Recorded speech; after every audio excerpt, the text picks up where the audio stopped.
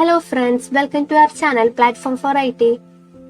ഇന്ന് ഞാൻ വന്നിരിക്കുന്നത് കമ്പ്യൂട്ടർ യൂസ് ചെയ്യാൻ അറിയാത്തവർക്ക് വേണ്ടിയിട്ടാണ്. ഒരു ബിഗിനർ എങ്ങനെയായിരിക്കണം കമ്പ്യൂട്ടർ യൂസ് ചെയ്യുമ്പോൾ അറിഞ്ഞിരിക്കേണ്ട ബേസ് ആയിട്ടുള്ള കാര്യങ്ങളാണ് ഞാൻ ഇന്ന് ഈ വീഡിയോയിൽ ഇൻക്ലൂഡ് ചെയ്തിരിക്കുന്നത്. അതിനുവേണ്ടി ഒരു ആപ്പാണ് നിങ്ങളുടെ മുന്നിൽ ഇൻട്രൊഡ്യൂസ് ചെയ്യുന്നത്. അതിനു മുമ്പ് എന്റെ ചാനൽ നിങ്ങൾ ആദ്യമായിട്ടാണ് കാണുന്നതെങ്കിൽ സബ്സ്ക്രൈബ് ചെയ്യാൻ മറക്കരുത്. തൊട്ടടുത്ത് കാണുന്ന ബെല്ലൈക്കൺ കൂടി പ്രസ് ചെയ്താൽ ഞാൻ ഇടുന്ന വീഡിയോസ് നിങ്ങൾക്ക് നോട്ടിഫിക്കേഷൻ ആയിട്ട് വരികയുള്ളൂ. ഇനി വീഡിയോയിലേക്ക് പോകാം. ആദ്യം തന്നെ പ്ലേ സ്റ്റോറിൽ ഓൾ അബൌട്ട് കമ്പ്യൂട്ടർ എന്ന് ടൈപ്പ് ചെയ്യുക. ഞാൻ ഓൾറെഡി ഇൻസ്റ്റാൾ ചെയ്തിട്ടുണ്ട്. നിങ്ങൾ ആ ആപ്പ് ഇൻസ്റ്റാൾ ചെയ്യാം. ഓൾ അബൌട്ട് കമ്പ്യൂട്ടർ ഇൻസ്റ്റാൾ ചെയ്യാം. ഞാനത് ഓപ്പൺ ചെയ്ത് കാണിച്ചു തരാം. ഞാൻ ഓൾ അബൌട്ട് കമ്പ്യൂട്ടേഴ്സ് ഓപ്പൺ ചെയ്തു. എന്നിട്ട് ഏതാണ് നിങ്ങളുടെ ലാംഗ്വേജ് എന്ന് സെലക്ട് ചെയ്യാം. ഞാൻ ഇംഗ്ലീഷ് സെലക്ട് ചെയ്തു. ഇവിടെ കൊടുത്തിരിക്കുന്നത് എന്താണ് കമ്പ്യൂട്ടർ എന്ന് നിങ്ങൾക്ക് മനസ്സിലാകും. എങ്ങനെയാണ് കമ്പ്യൂട്ടർ സ്റ്റാർട്ട് ചെയ്യേണ്ടത്, അത് ടേൺ ഓഫ് ചെയ്യേണ്ടത്, പിന്നെ എങ്ങനെയാണ് കമ്പ്യൂട്ടർ ഫോർമാറ്റ് ചെയ്യേണ്ടത്, എന്തിനു വേണ്ടിയിട്ടാണ് ഫോർമാറ്റ് ചെയ്യുന്നത് കമ്പ്യൂട്ടറിലുള്ള ഇന്റർഫേസസ് ഏതൊക്കെയാണ്, കമ്പ്യൂട്ടറിന്റെ പാർട്സുകൾ ഏതാണ്, സോഫ്റ്റ്വെയർ എന്നാൽ എന്താണ്, കമ്പ്യൂട്ടറിന്റെ സ്റ്റോറേജ് എന്ന് പറഞ്ഞാൽ എന്താണ്, കമ്പ്യൂട്ടറിൽ യൂസ് ചെയ്യുന്ന ആപ്ലിക്കേഷൻസ് ഏതൊക്കെയാണ്, കമ്പ്യൂട്ടറിൽ എങ്ങനെയാണ് ഇന്റർനെറ്റ് യൂസ് ചെയ്യാം, പാസ്വേഡ് എങ്ങനെ സെറ്റ് ചെയ്യാം, എങ്ങനെയാണ് ഒരു ലാംഗ്വേജ് ടൈപ്പ് ചെയ്യുന്നത്, കമ്പ്യൂട്ടറിന്റെ സ്മാർട്ട് യൂസർ എന്നാൽ എന്താണ്, കമ്പ്യൂട്ടറിലെ ഷോർട്ട് കീസ് ഏതൊക്കെയാണ് എന്ന് വേണ്ട ബേസിക് ആയിട്ടുള്ള എല്ലാ ഇൻഫോർമേഷനും ഈ ആപ്പിൽ ഇൻക്ലൂഡഡ് ആണ്. നമുക്ക് ഓരോന്ന് നോക്കാം. ഫസ്റ്റ് തന്നെ വാട്ട് ഈസ് കമ്പ്യൂട്ടർ സെലക്ട് ചെയ്യാം. ഇതിൽ നിന്ന് കണ്ടില്ലേ, ഇവിടെ തന്നെ കമ്പ്യൂട്ടർ എന്താണ്, കമ്പ്യൂട്ടറിന്റെ യൂസ് കാണിച്ചിരിക്കുന്നുണ്ട്.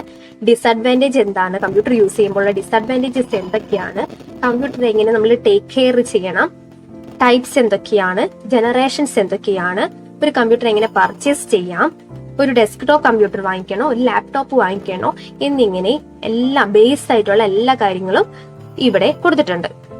അടുത്തത് ഞാൻ start and turn of the computer select ചെയ്തു.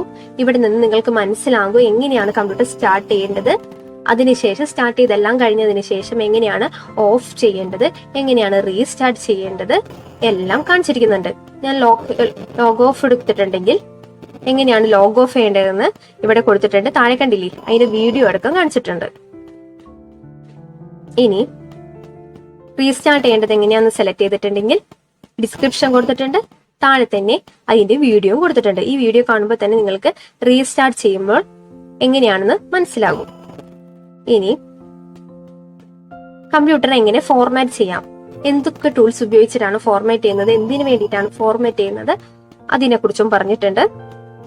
കമ്പ്യൂട്ടറിന്റെ ഇന്റർഫേസസ് ഏതൊക്കെയാണ്, ഒരു കമ്പ്യൂട്ടറിൽ കാണുന്ന ഇന്റർഫേസസ്, അതിന്റെ ഡെസ്ക്ടോപ്പ്, അതിൽ കാണിക്കുന്ന ഐക്കൺസ്, താഴെ കാണിക്കുന്ന ടാസ്ക് ബാർ, മൈ കമ്പ്യൂട്ടർ എന്നാൽ എന്ത് കാണിച്ചില്ലേ, മൈ കമ്പ്യൂട്ടർ സെലക്ട് ചെയ്യുമ്പോൾ കാണുന്ന ഡ്രൈവുകൾ, കൺട്രോൾ പാനലിൽ വരുന്ന ആപ്ലിക്കേഷൻസ് ഒക്കെ കണ്ടില്ലേ, ഇതൊക്കെ ഇതിലുണ്ടായിരിക്കും. കമ്പ്യൂട്ടറിന്റെ പാർട്സ് ഏതൊക്കെയാണ്, കമ്പ്യൂട്ടറിന്റെ പാർട്സിൽ ഇൻപുട്ട് ഡിവൈസ് ഉണ്ടായിരിക്കും, ഔട്ട്പുട്ട് ഡിവൈസ് ഉണ്ടായിരിക്കും. ഇൻപുട്ട് ഡിവൈസ് എന്ന് പറയുന്നത് ഏതൊക്കെയാണ്, ഔട്ട്പുട്ട് ഡിവൈസ് എന്ന് പറയുന്നത് ഏതൊക്കെയാണ് എന്ന് കൊടുത്തിട്ടുണ്ട്. പിന്നെ സോഫ്റ്റ്വെയർ എന്താണ്, അതിൽ സിസ്റ്റം സോഫ്റ്റ്വെയറും വരും, ആപ്ലിക്കേഷൻ സോഫ്റ്റ്വെയറും വരും, അതിനെ കുറിച്ചും പറഞ്ഞിട്ടുണ്ട്. കമ്പ്യൂട്ടറിന്റെ സ്റ്റോറേജിനെ കുറിച്ച്, കമ്പ്യൂട്ടറിന്റെ സ്റ്റോറേജ്, ഇതിലെ പ്രൈമറി സ്റ്റോറേജ് ഏതാണ്, സെക്കൻഡറി സ്റ്റോറേജ് എന്ന് പറഞ്ഞാൽ എന്താണ് എന്നൊക്കെ നിങ്ങൾ റീഡ് ചെയ്തിട്ടുണ്ടെങ്കിൽ നിങ്ങൾക്ക് മനസ്സിലാകും.